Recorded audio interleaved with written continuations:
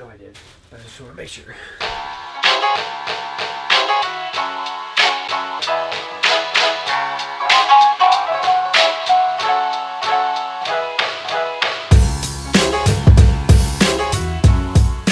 Alright guys, welcome back to techgooch, and this time I have, again, well, these are the three smart ecosystems at least, and I'm not going specifically by the product. This is an Amazon Echo, this is the Home Mini, but this is more on capability and controllability versus the HomePod, which is obviously the newcomer to the scene. Now, obviously, Siri has been around for a while.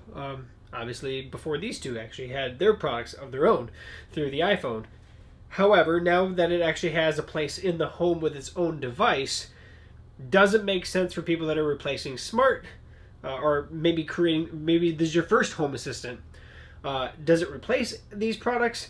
Does it fit in with these products? What does it do?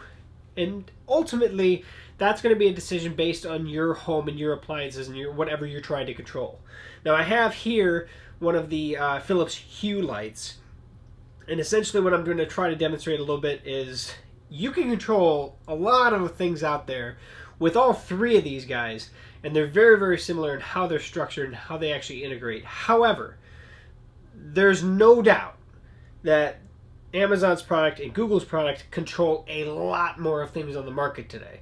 And that's just because they have their foothold in the household a lot easier, a lot more than obviously Apple does, because the HomePod is the first home integrated system. Yes, we have the iPhone, and yes, we have the iPad, and everything kind of integrates through the Apple TV and all these things, but the HomePod is the first product that really helps Apple get their foot into the actual, at least automated side, voice-activated automation side in the smart home.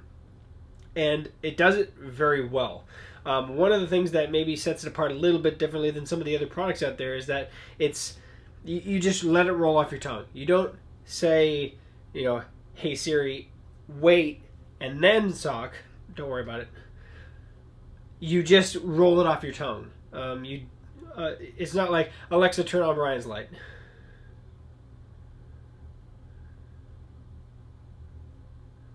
See if it does it. Okay. See how long that took?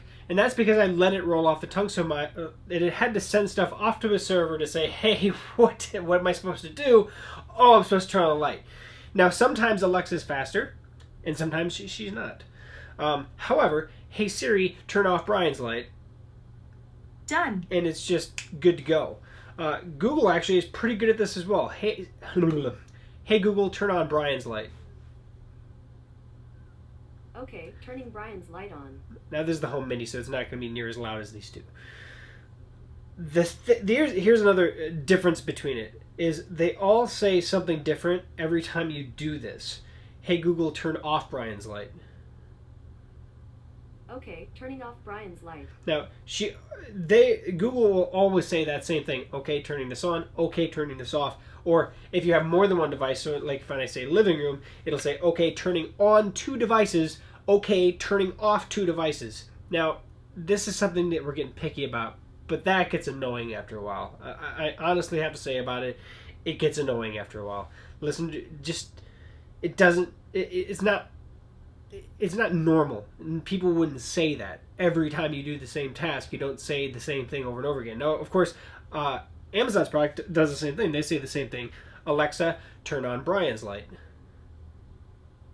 Okay. She just says okay. It's something short, something sweet. It works. I can't say great things about it, but it's less annoying than what Google does. Alexa, turn off Brian's light.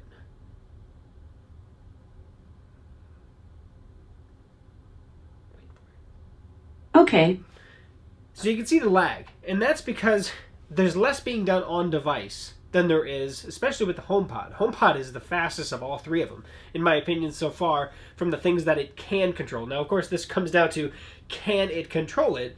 But so far to date, everything that I've done, this just is just snappy. I mean, it works really, really well for what it does. Now, of course, it has to be HomeKit certified. So the product that you're controlling, for instance, Philips Hue, in this case, has to work with HomeKit. But if it does, the HomePod is faster at it. There's no doubt. I would, it's very close. I mean, Google's Assistant is very close. Now, of course, I'm comparing a big, large speaker to a really small guy, but the controllability should be the same. As long as it hears what I'm doing, it should figure out what I'm trying to do, and it should go with it. But the neat thing is I'm going to try to do this as best I can. So I might cut the video in and out here. There are multiple ways that Apple's product will respond to you when you give it a command. So here we go. Let's see what I can do. Hey Siri, turn on Brian's light. Got it. Hey Siri, turn off Brian's light. Okay, there you go. Hey Siri, turn off Brian's light. All set. Hey Siri, turn off Brian's light. Done. So that's at least a short amount of things that it says, or at least communicates to you once it actually completes a task. That's not all of them. I've heard a couple other ones I think in there as well. But at least that's a good variety of them. You can see it's not the same thing. It's not a robot that just says the same thing over and over and over and over and over and over again. That's the thing that Siri always was supposed to bring to the table, was something that was more fluid, more similar to an actual human being. Now, of course, there are people out there that like, no, I don't want it being like a human being. I don't want to treat it like a human being. However, there's something about speech that's it's more natural, and we actually enjoy it more. It sounds less robotic, and it sounds less like I'm going to get the same thing over and over and over again. There's just something to say about that. And I'm not saying that just makes it a better product. I'm just saying there's something to say about that I think these two really need to work on. There is no best product here. Of course, depending on what you're trying to do, there might be one that's best for what you are doing. But out of all the three of these, they all are different. Now, of course, I'm looking at a puck-sized one, a mid-sized one, and a full-function music masterpiece.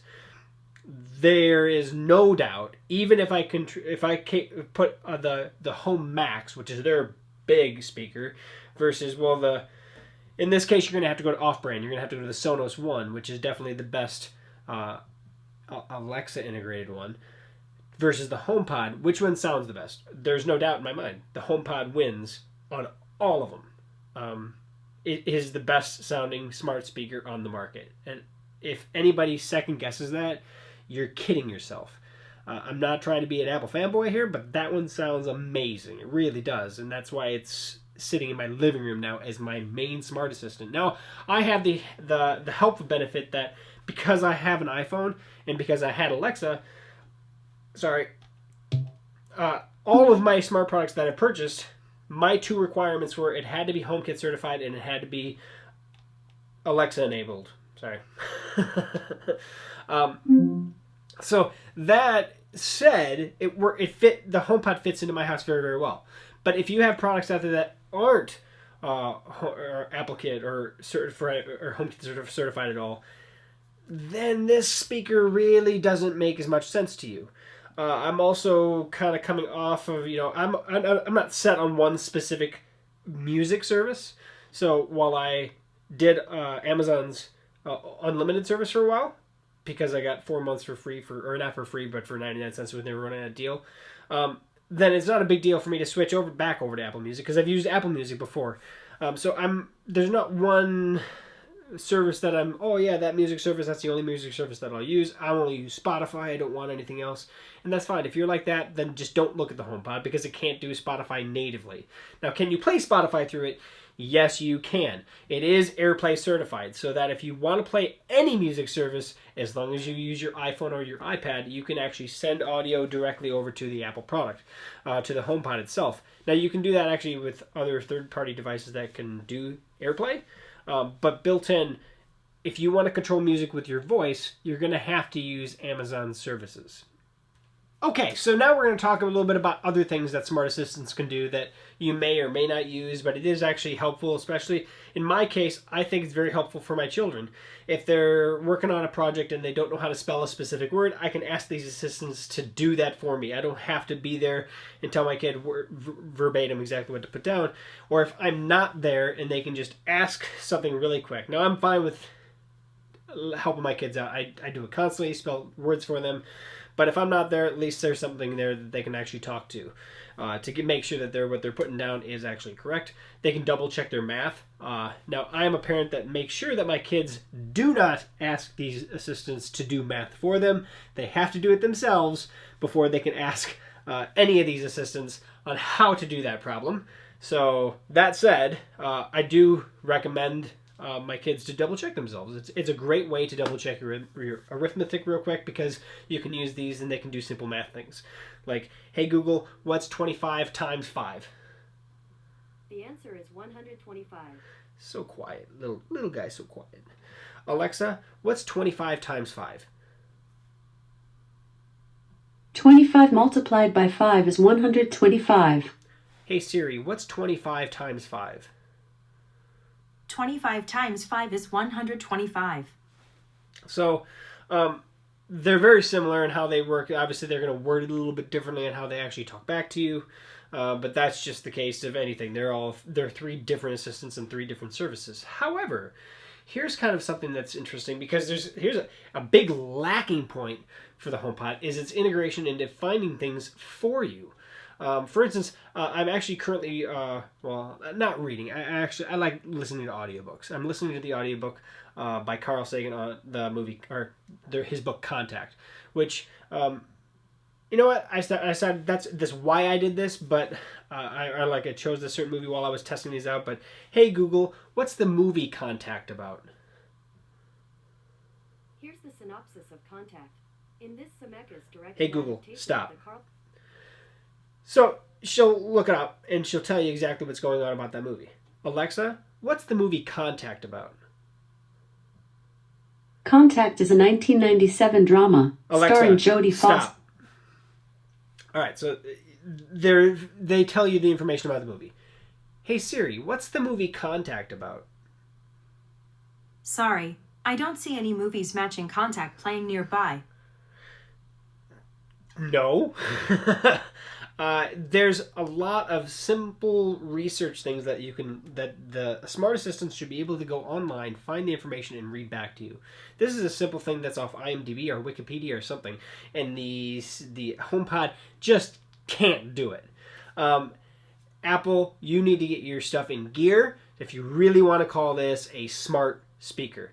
It can control things. It can do some fantastic things. It has amazing audio quality. But for smarts, it's got a lot of things lacking. Now, another thing is, and I don't know if I'm going to be able to get this to replicate, but like I said, I let my kids test and like basically spell words out. I've had some things happen to me recently with the Google product. Now, like I said, I don't know if I'm going to get this to work. I'm going to try to, but if I can, I can't. But I've asked all 3 of these products to spell words, and they all work pretty darn good, to be honest. There's a few times where maybe it just doesn't understand me for the exact word, or it's, I was asking the HomePod, we'll do this specific word. Hey Siri, how do you spell candy? There are 2 words pronounced like that, Kandy or Candy.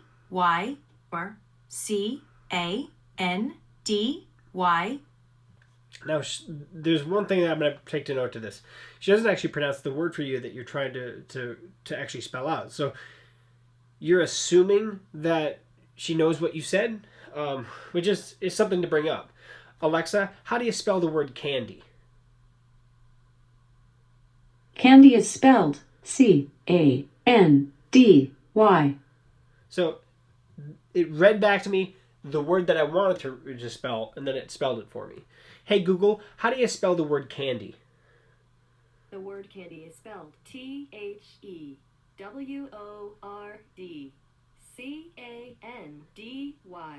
And it did it! That's ridiculous! You should know, as a smart assistant, if I say how to spell the word whatever, that I'm trying to spell that word, not the word whatever. And that's exactly what has been happening lately on the Google side of things, is that it's telling me how to spell the word X.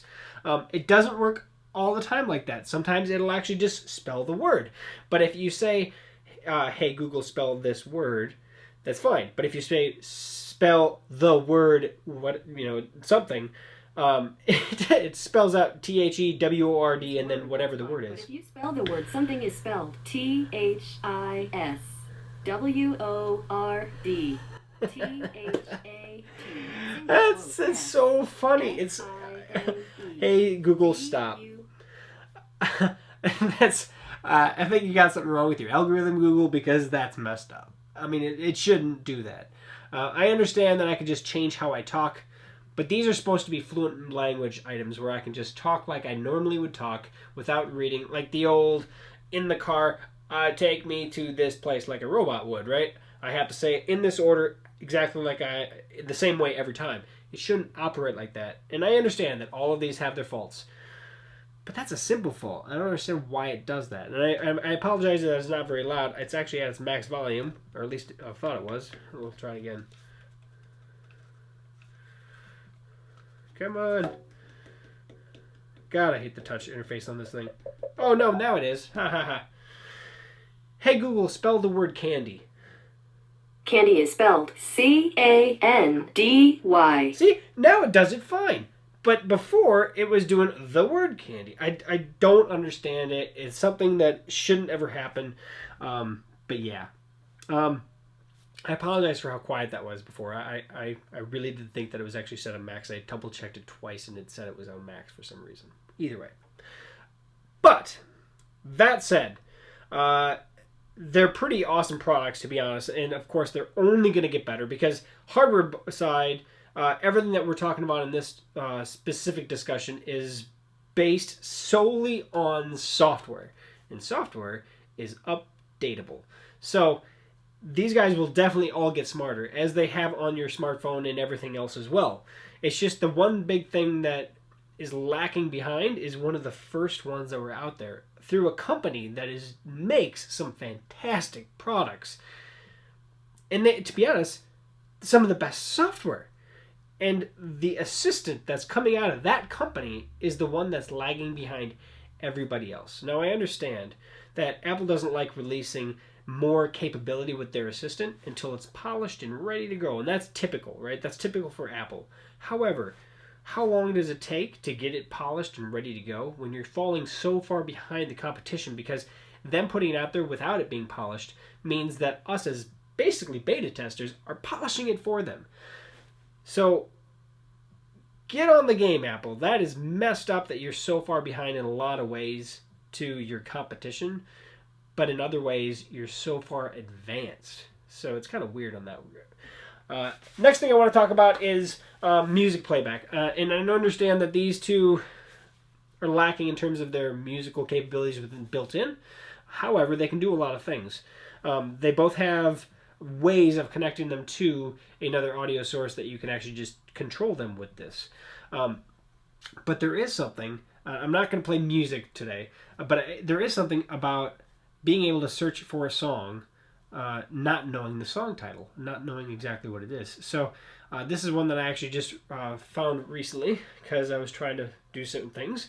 But something like this could come play, where there's a song out there with the Chainsmokers and Coldplay, and let's say I didn't know the name of the song. Let's find out if they can actually play it for me just by me knowing that information. Alexa, play the song with Coldplay and the Chainsmokers. Shuffling songs by Coldplay and the Chainsmokers. Alexa, stop. That's not the song. That's a Chainsmokers song, but that's not the song I'm looking for. Hey Siri, play that song with Coldplay and the Chainsmokers. Here's Something Just Like This by the Chainsmokers and Coldplay. Hey Siri, stop. That is exactly what I wanted it to do. And that is a very smart algorithm to figure out what song I wanted to play. Not a station, I wanted to play the song by these two artists. And Siri figured it out. Alexa did not. Cancel. Sorry, I'm not sure. Let's mute this guy. Like I said, they're not perfect, but there's a lot of things that the HomePod can do very, very well. Now, of course, having the music industry at your disposal for Apple, meaning a lot of their executives that they have were brought in from Beats and everything, and from the music industry that have a lot of insight and probably made sure that this product was fantastic for people playing music. And being the best speaker, it should be. So there's a lot of things that go into these things that all simultaneously combined and head to head with each other. And there's like, this does this so great, and this does this so great, and this does this so great. They all have ways to improve. And I really can't wait to see how that goes, especially owning all three products. Like, I only have the Home Mini. I've never actually bought the Home, which maybe I will, just so I have a more head-to-head product comparison. But they all do the same thing, so that's why I stuck with the Home Mini, because it was fairly inexpensive when I bought it, and I already had a whole bunch of Amazon's devices. So, with that said, I hope you learned something of today's thing. You know what? I actually didn't do it to Google. I don't have Google's services on there, but let's see if she can figure it out. Or he can, yeah, she can figure it out, right? Hey Google, what's the song with Coldplay and the Chainsmokers? I did a web search and found this song, something just like this. Hey Google, stop. Oh, right, it wasn't playing because I didn't ask it to play. Sorry. But yeah, it figured it out. It figured it out from a web search. And that's, of course, that should be the big thing that Google is very, very well known for, is their web searches. So that's pretty awesome.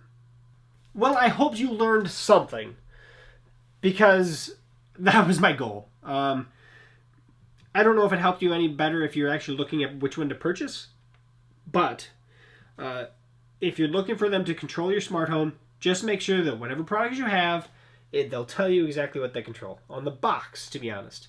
If you have an older product that's already in your home, just look it up, because of under those software updates, it'll tell you what actually works well. And of course, as Apple grows their ecosystem, because HomeKit is actually on a lot of smart products. So people out there that are saying, "Oh, it just doesn't do as much as these two." For smart home control, a lot of them out there are already HomeKit enabled, so it can already control a lot of your smart appliances or smart things that are in your house. There is no doubt that the Google and the Amazon products have a larger influence and do more. There's a lot of small, like, little Easter egg type things, like playing games and stuff like that are really lacking on the HomePod, but of course, you never know what's going to come down the pipeline. So, which one's best for you? That's up to you, to be honest. But if you're looking for, in the HomePod's case, the sound. There's two big things I will say is the sound and the speakers. There is no doubt that the speaker placement that they have in here, and the quality of the microphones, I should say, more than anything else, is the microphones themselves can pick up things, even when this thing's at max volume, blaring awesome music, and I just speak at a normal tone, it still picks me up. And that's amazing to me that it can do that. Alexa constantly has issues with that. And same with Google. And in my opinion, these two products, they're very, very good, but sometimes I have to yell to get their attention to stop the playing of the music. I don't have to do it with the HomePod. And maybe the best way to do this is try to do a quick demonstration before we end the video. Hey Siri, play Club Can't Handle Me. Club Can Handle Me by Flowride and now playing. It's at max volume.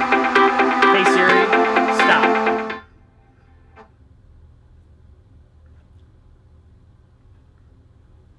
It works. And this is just a quick demonstration.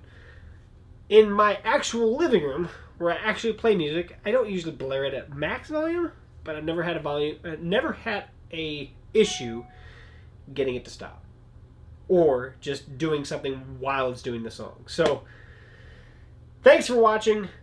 Please, if you haven't already, subscribe down below, share the video, and comment. And let me know what you think. Which one is the best in your opinion? Of course, more than likely, most of you are going to pick one of these two. There's just no, they've been out longer, they have influence in your house. Try to be as retrospective as possible and look at the products for what you're actually doing with it and why you chose the one that you think is the best. There's no doubt that this is going to fill most homes right now better. But there's a very big compelling issue with the HomePod, specifically with Apple ecosystem people out there, that it's definitely worth a look and definitely worth a listen. So, thanks for stopping by, guys. We'll catch you on a future video.